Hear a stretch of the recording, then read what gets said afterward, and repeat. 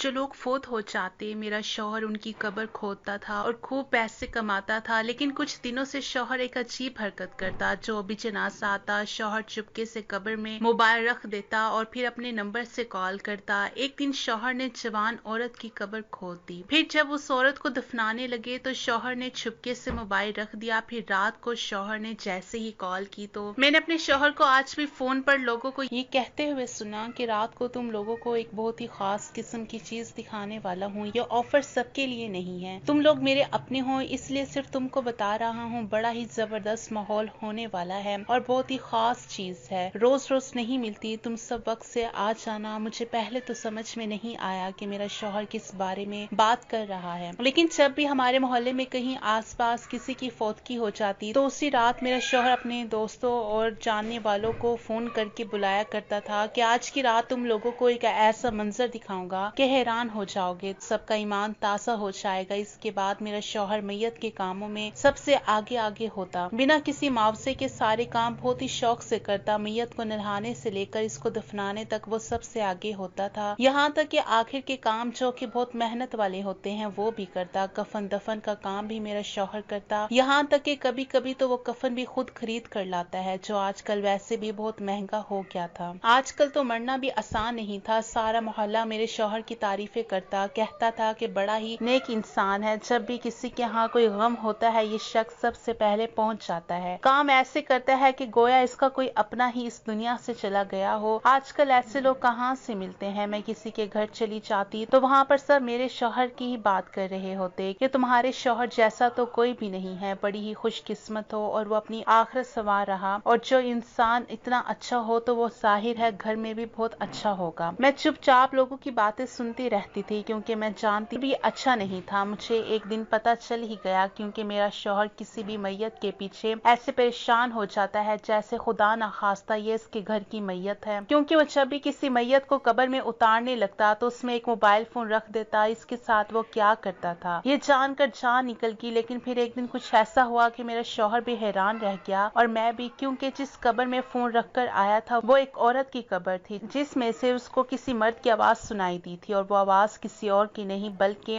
मेरा नाम तहरीम है। मैं एक सीधी सादी मुनासिब शक्ल व सूरत की लड़की थी। मेरी शादी को 16 साल हो चुके थे, मेरे 3 बच्चे भी थे। जिंदगी ठीक गुजर रही थी पर मेरा शौहर अजीब तरह का इंसान था। यूं तो उसके मोहल्ले में छोटी सी करियाने की दुकान थी, इसलिए उसे सारा मोहल्ला जानता था। लेकिन इसके अलावा इसे पैसे कमाने का बहुत शौक था, लेकिन बहुत ही आसान और छोटे तरीके से। वो इस बात पर मशहूर था कि जब भी मोहल्ले में कोई मरता है तो वो सबसे आगे आगे होता है। लेकिन अगर वो इतना ही अच्छा इंसान था तो फिर घर में उसके तौर तरीके इतने बुरे क्यों थे। वो बिला वजह बच्चों को मारता, जरा सी गलती हो जाती तो मेरे खानदान को बुरा भला कहना शुरू कर देता है। हाथ उठाने में देर नहीं करता, अपनी जिम्मेदारियों को संजीदा नहीं लेता था। दुकान किराए की थी, वरना ये इतना लापरवाह था कि हम भूख से ही मर जाते। दुकान पर मुलाजिम को बिठाकर खुद ना जाने कहाँ गायब रहता। जब भी मोहल्ले में कोई फौत हो जाता तो रात के टाइम उसने एक महफिल लगानी होती थी। वो महफिल अपनी बैठक में लगाया करता। मुझे सिर्फ इतनी इजाजत होती कि मैं चाय बनाकर वहाँ पर पहुँच जाती रहूं। सारी रात वहाँ लोग बैठे रहते और मुझे बार बार चाय बनाने को कहता था, लेकिन उसके पास बहुत सारे पैसे भी होते। कभी उस कमरे से रोने की आवाजें आती तो कभी हंसने की। एक दिन तो ऐसा हुआ कि हमारे मोहल्ले में कोई फौतगी हुई। रात मेरा शौहर अपनी बैठक में दोस्तों को लेकर बैठा था। वहाँ पर अजीबो गरीब किस्म की आवाजें आ रही थी। जब मेरे कानों ने कुछ सुना, एक शख्स बोला, मैं बड़ा गुनाहगार हूँ और वहाँ पर ही दिल का दौरा पड़ गया था। थोड़ी देर बाद उस शख्स को 4 बंदे उठा कर लाए, उससे दिल का दौरा पड़ गया था। वहीं से उसे अस्पताल ले गए, लेकिन उसकी जान बच गई। पर मैं परेशान हो गई थी कि अब तो सारे मोहल्ले वाले कहेंगे कि हमने ही कुछ किया है, कि हमारे घर से ही इसे ऐसी हालत में निकाला था। लेकिन किसी ने कुछ भी नहीं कहा और फिर से महफिल चलने लगी। जब मोहल्ले में कोई मर जाता था मेरा शौहर बहुत खुश होता था, कहता आज तो दिहाड़ी लगेगी। मेरा बड़ा बेटा 13 साल का था, उसको एक दिन मैंने बैठक में छुपा दिया और कहा जो भी बात वहाँ पर चले सारी बातें मुझे आकर बताना। मेरा बेटा वैसे भी बहुत समझदार था और घर के हालात देखकर वक्त से पहले ही और भी समझदार हो गया था कि इसका बाप उसकी माँ को रोज मारता रहता और घर के हालात भी अच्छे नहीं चल रहे थे। जब तक महफिल खत्म नहीं हुई सारी रात मेरा बेटा बैठक में छुपा रहा, क्योंकि सुबह होने से पहले तो वो निकल भी नहीं सकता था। सुबह उसने मुझे सारी बात बताई जिस को सुनकर मैं हैरान रह गई। असल होता ये था जब भी मोहल्ले में कोई शख्स मरता तो मेरा शौहर उसे दफनाने तक, उसके आखिरी काम करवाने तक उसी के साथ रहता ताकि वो उसकी कब्र में एक मोबाइल फोन रख सके। मेरा शौहर मरने वाले की कब्र में मोबाइल फोन रखकर उससे अपना नंबर पर कॉल मिला देता था। वो फोन भी ऐसा रखता जिसकी बैटरी बहुत ज्यादा चलती हो और फिर बाद में जाकर वो फोन निकाल लेता, फिर कॉल कर लेता था, फिर अपने सारे दोस्तों को बुला लेता कि आज तुम लोगों को मैं सुनाऊंगा कब्र में क्या होता है, मंजर कैसा होता है। मेरे बेटे ने बताया कि लोगों को बुलाकर उनको इस्लामी बातें बताता, कब्र से आने वाले आवाजें सुनाता। कब्र से कोई खास आवाज तो ना आती, लेकिन शायद मिट्टी गिरने से या फोन के हिलने से कुछ आवाजें आती थी। लोग उस पर भी ऐश ऐश करके उठते थे। फिर अजीब किस्म के बयानात लगा लेता जिससे लोगों को यह एहसास होता कि वो बड़े गुनाहगार हैं। उस दिन जो शख्स हमारी बैठक में बेहोश हुआ था, दरअसल वो अपने गुनाहों पर बुरी तरह रो रहा था। इतना दिल से रोया और इतनी बुरी तरह रोया कि उसको हार्ट अटैक आ गया। जाते हुए वो लोग हदिया के तौर पर मेरे शौहर को कुछ पैसे भी दे जाते थे। कहते थे कि आपकी महफिल में बैठकर हमारा ईमान ताज़ा हो गया, हमें ये पता चल गया कि इंसान ने एक दिन मरना भी होता है और मौत बरहक है जिससे कोई इनकार नहीं कर सकता है। अपने बेटे से ये सारी बातें सुनकर मैं तो सर पकड़ कर बैठ गई कि अच्छी भली जिंदगी जा रही है, करियाने की दुकान है, 3 वक्त की रोटी पूरी हो रही है, बच्चे पढ़ते हैं। फिर मेरे शौहर को किस किस्म की हरकतें करने की पड़ी है क्योंकि इसको तजस्सुस है इन सारी चीजों को जानने का। मैंने अपने शौहर के सामने कभी भी कोई बात नहीं की थी। सच कहूँ तो मैं उससे डरती भी बहुत थी क्योंकि हर दूसरी बात पर तो वो हाथ उठा लेता। लेकिन आज मैंने सोच लिया कि इससे बात करूंगी। वो खाना खा रहा था जब मैंने उससे कहा बैठक के अंदर क्या होता है, उस दिन वो शख्स क्यों बेहोश हुआ था, तो कहने लगा कि जो बैठक में होता है बहुत ही नेक काम है, अल्लाह का बहुत बड़ा करम है, तुम क्यों पूछ रही हो। फिर मैंने उसको सारी बात बता दी। उसने कहा तुम्हें शर्म नहीं आती, अपनी करवा रही थी। मैंने कहा मुझे भी जानना था कि आजकल क्या हो रहा है। कल एक शख्स को हार्ट अटैक आया था, कल को कोई मर जाएगा तो उसकी जिम्मेदारी किस पर पड़ेगी। आपको नहीं पता कि इस तरह के कामों में पहले भी कुछ लोग मर चुके हैं। लोग जरूरत से ज्यादा जज्बाती हो जाते हैं, फिर उनका दिल बैठ जाता है। आप किस किस्म के काम कर रहे हैं, इन कामों को करने से आपको क्या मिल जाएगा। लोगों की कब्रों में मोबाइल रखना और आवाजें सुनने की कोशिश करना और बाद में वो मोबाइल निकाल लेना किस हद तक अजीब बात है। ये आपके बच्चों को पता चल जाए कि इनका बाप ये सब करता है तो वो आपके बारे में क्या सोचेंगे। मेरे शौहर ने जिंदगी में पहली बार चुपचाप मेरी इतनी सारी बातें सुनी, फिर मुझे बातें सुनाने लगा कि तुम्हें क्या पता, तुम तो हो ही बेदीन, तुम्हारा खानदान भी ऐसा था, तुम्हारे बाप को मैंने आज तक मस्जिद जाते नहीं देखा, तुम्हारी माँ घर में ड्रामे देखती थी, तुम्हें क्या पता इन सब बातों का। चुपचाप अपने काम से काम रखो, अगर दोबारा ऐसी हरकत की तो मुझसे बुरा कोई नहीं होगा। शर्म नहीं आती, अपने शौहर की जासूसी करवाती है बेवकूफ औरत, अपने शौहर की जासूसी करवाती है बेवकूफ औरत। मुझे गुस्सा तो बहुत आया लेकिन मैंने गुस्सा पी लिया। अपने शौहर को कहा अगली दफा इस तरह कुछ हुआ तो मुझे भी दिखाना, मैं भी देखना चाहती हूँ। तुम सच कहते हो, मैं वाकई बेदीन हूँ तो तुम मुझे ये बताओ, मुझे भी समझाओ ताकि मुझे भी अंदाजा हो जाए। मेरे शौहर ने पहली दफा मेरी तारीफ की और कहा जरूर जब भी कुछ ऐसा हुआ तो मैं तुम्हें जरूर दिखाऊंगा, बस तुम दुआ करो कि जल्द ही मोहल्ले में कोई मैयत आ जाए। मैंने तो दिल पर हाथ रख लिया कि तौबा तौबा, किसी के मरने की दुआ मैं क्यों करूं, लेकिन हाँ मैं सर हिला दिया कि हाँ ठीक है। एक दिन ऐसे ही मोहल्ले में मैं कुरान खानी में चली गई तो वहाँ पर कुछ अजीब गरीब किस्म की बातें हो रही थी कि आजकल की लड़कियां बड़ी तेज हो गई हैं। हमारे मोहल्ले की एक लड़की कल को किसी के साथ भाग गई है, सारे यही बातें कर रहे थे। वहाँ औरतें भी आई हुई थी, कहने को तो कुरान खानी थी लेकिन औरतें इधर उधर की बातों में ही मसरूफ थी। क्या हमारे मोहल्ले में ये सारा कुछ मोबाइल और फेसबुक का क्या धरा है। अच्छी भली पढ़ी लिखी और समझदार लड़की थी, पता नहीं किस बेरोजगार इंसान के साथ अपने घर वालों का मुंह काला करवा कर भाग गई। बाप बेचारा इतना रो रहा था और माँ तो जैसे कुछ बोल ही नहीं रही थी। अब खैर बोलेगी भी क्या। मैं भी सोचने लगी कि वाकई आजकल तो जमाना बड़ा खराब है। मेरे 2 बेटे थे और बेटी सबसे छोटी थी। इसी कुरान खानी में एक लड़की मोबाइल पर बातें कर रही थी। मैं उस लड़की को इसलिए देख रही थी क्योंकि वो बहुत ही प्यारी थी, इसके लंबे लंबे बाल थे। तब किसी ने कहा कि इसको ही देख लो, फोन पर हंस हंस के बातें कर रही है, क्या लगता है ये किससे बात कर रही होगी। अपने माँ बाप से तो बात नहीं करी, इतना मुस्कुरा कर कौन माँ बाप से बातें करता है, वो भी फोन पर। मैंने इस औरत को कहा कि किसी पर इल्जाम नहीं लगाते, जो भी कुछ करता है उसका हिसाब तो उन्हें खुद ही देना है, इसलिए किसी पर तोहमत लगाना तो वैसे भी बहुत बड़ा गुनाह है। बाकी औरतों ने भी मेरा साथ दिया, लेकिन एक हफ्ते बाद मैंने मोहल्ले में एक ऐसी खबर सुनी कि मैं भी हैरान रह गई। मुझे दुख भी हुआ जिस लड़की के मैं भी हैरान रह गई। मुझे दुख भी हुआ जिस लड़की का मैं साथ दे रही थी, जो मुझे बहुत ही प्यारी और चुलबुली सी लग रही थी, उस लड़की ने खुदकुशी कर ली थी। वो बेहिस व हरकत पड़ी थी। उसके घर में कोई भी नहीं था सिवाय उसकी खाला के। उसके माँ बाप बैरून मुल्क होते थे, रास्ते में थे, पर उनके आने से पहले ही तदफीन करनी पड़ी। मेरे शौहर को पता चल गया कि मोहल्ले में फिर से मैयत है। मेरा शौहर तो भाग आया। उस तरफ जनाजा औरत का था, इसलिए उसने सिर्फ दफनाने का काम ही करना था। लेकिन औरत की मैयत पर काफी मुश्किल हो जाती थी, क्योंकि औरत की मैयत को गैर महरम मर्द हाथ भी नहीं लगा सकते थे। लेकिन वो मौका ये जाने नहीं देना चाहता था, क्योंकि इससे इसकी महफिल लगती थी और महफिल से इसे हजारों रुपए मिलते थे। तो अपनी दिहाड़ी कैसे खराब करता, इसलिए किसी तरह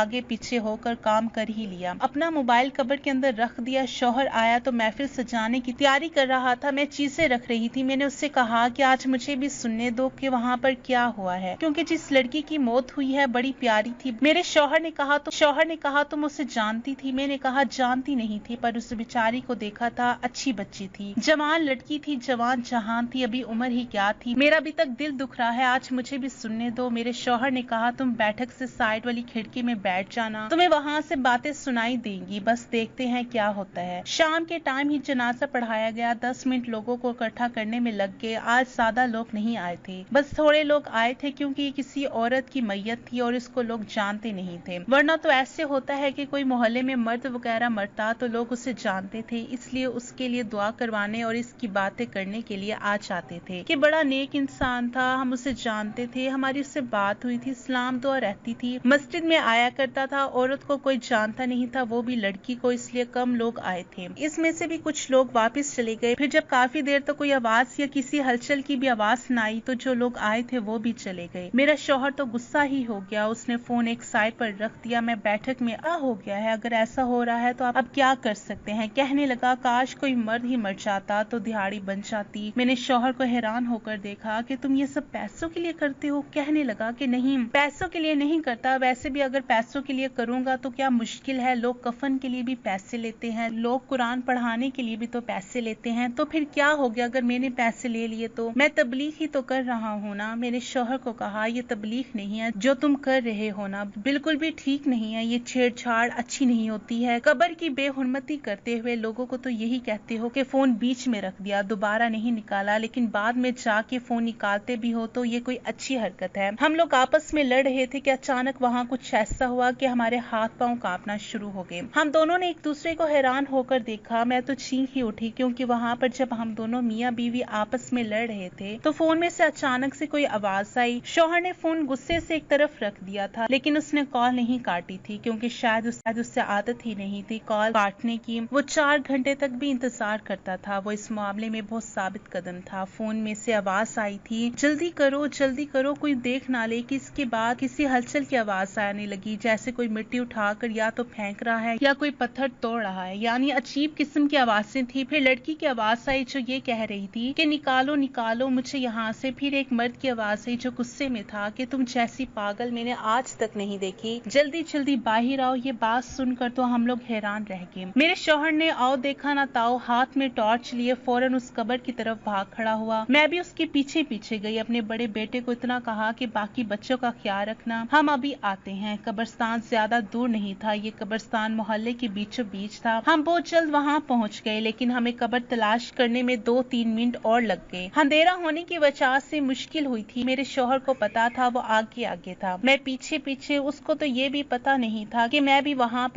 पर आ गई हूँ, क्योंकि वो इतनी तेजी से भाग रहा था। फिर जो सामने का मंजर मैंने देखा तो हमें हैरान परेशान रह गई। वहाँ पर एक लड़का लड़की का हाथ थामे कब्र के पास खड़ा था, और ये वही लड़की थी जिसको मैंने कुरान खानी में देखा था। मेरा शौहर तो उस लड़की का चेहरा नहीं देख पाया था, लेकिन मैं समझ गई थी। वो हमें देखकर भागने लगे कि मेरे शौहर ने उनको रोक लिया। रुक जाओ तुम दोनों, नहीं तो अभी पुलिस को बुला लूंगा। वो फिर से भागने लगे कि मैंने उस लड़की को आवाज देकर रोका। मैंने कहा कि तुम ये सब क्या कर रही हो, तुम्हारी माँ कितनी बुरी तरह रो रही थी, तुम्हारा बाप तुम्हारे लिए दूसरे मुल्क से आया, वो सब कितने परेशान थे, और तुम यहाँ पर जिंदा खड़ी हो, पर तुमने ये सब क्यों किया। मेरा शौहर अब खामोश हो गया था, क्योंकि वो समझ रहा था कि एक औरत से मैं ही बात कर सकती थी। उसके साथ जो लड़का खड़ा था वो उसको तो मैं नहीं जानती थी, लेकिन मेरा शौहर उसे अच्छे से जानता था। शौहर ने मेरे कान में बताया कि ये तो रफीक का बेटा है, बड़ा ही बदनाम लड़का है, इसका पहला एक रिश्ता खराब خراب ہو چکا ہے، سارا محلہ اس کو برا سمجھتا ہے کہ یہ آوارہ ہے۔ میں نے اپنے شوہر کو کہا ابھی اس کے ماں باپ کو بلا کر لائیں، تو وہ لڑکی رونے لگی اور میرے قدموں میں بیٹھ گئی، کہنے لگی کہ میں اس لڑکے سے بہت محبت کرتی ہوں، لیکن ایک تو یہ ہماری ذات کا نہیں ہے، اوپر سے اس کا پہلے کہیں رشتہ خراب ہو چکا ہے۔ اس لیے جب میں نے اپنے ماں باپ سے بات کی تو انہوں نے صاف انکار کر دیا۔ میرے ماں باپ بیرون ملک رہتے تھے، لیکن میں اپنی خالہ کے ساتھ رہتی تھی۔ میرے ماں باپ کو میری کوئی فکر نہیں تھی، اکیلا چھوڑ کر خود پیسے کمانے میں لگے تھے۔ اس تنہائی کا شکار ہو کر میں نے اس لڑکے سے دوستی کر لی جو محبت میں بدل گئی۔ ہماری محبت سچی ہے، ہم تو شادی کرنا چاہتے تھے، لیکن میرے ماں باپ کبھی یہ بات نہ مانتے۔ میری خالہ نے میرا ساتھ دیا، انہوں نے کہا کہ یہی ایک طریقہ ہے، نہیں تو جہاں بھی جاؤ گی ایک دھڑکا دل کو لگا رہے گا کہ ماں باپ تمہیں کہیں نہ کہیں تلاش کر ہی لیں گے۔ اس لڑکی کو دیکھ میں نے اس کو کہا کہ تم اتنی پاگل ہو کہ اپنے ماں باپ کو جوان اولاد کی موت کا غم دینے کے لیے راضی ہو گئی۔ وہ تو یہی سمجھ رہے ہوں گے نا کہ تم مر گئی ہو۔ یہ لڑکا یہیں پر موجود تھا، اس نے مجھے فوراً نکالا اور اب ہم پیچھے یہ شہر چھوڑ کر بھاگنے والے تھے۔ ہم نے سارا پلان بنا رکھا تھا، ویسے تو میرا کوئی حق نہیں بنتا تھا، لیکن میں نے اس لڑکی کے منہ پر تھپڑ دے مارا۔ وہ لڑکا بھی کچھ نہ بولا، میرا شوہر بھی چپ چاپ کھڑا تھا۔ میں نے کہا کہ اتنی دیوانگی بھی اچھی نہیں ہوتی۔ میں نے اپنے شوہر سے کہا کہ اب ان کا کیا کرنا چاہیے۔ میرے شوہر نے کہا کرنا کیا ہے، ان کے ماں باپ کو بتا دیتے ہیں، وہی ان کو ٹھیک کریں گے۔ وہ لوگ معافیا مانگ رہے تھے، پر ہم لوگوں نے کہا کہ تم لوگوں نے نہ صرف معاشرے کے قانون کو توڑا ہے بلکہ قبر کی بے حرمتی کی ہے، اتنا بڑا ظلم اپنے ماں باپ کے ساتھ کیا، ہم تم لوگوں کو کبھی معاف نہیں کر سکتے۔ ہم ان لوگوں کے گھر پہنچے جن کی یہ بیٹی تھی۔ میرے شوہر کا کہنا تھا پہلے تم داخل ہو اور ان کو جا کر آرام سے ساری بات سمجھاؤ، ابھی تو انہوں نے اپنی بیٹی کو دفنایا تھا، پھر وہ یہ سب دیکھ کر کہیں زیادہ ہی پریشان نہ ہو جائیں۔ میں ہی اندر گئی، میں نے ان کو ساری بات بتا دی۔ ماں کا دل تو پسیج گیا، بولی کہاں ہے میری بیٹی، لیکن باپ بالکل خاموش ہو گیا۔ خیر ان کی بیٹی ان کے حوالے کر دیا۔ باپ کا کہنا تھا کہ یہ میری بیٹی ہو ہی نہیں سکتی، جس نے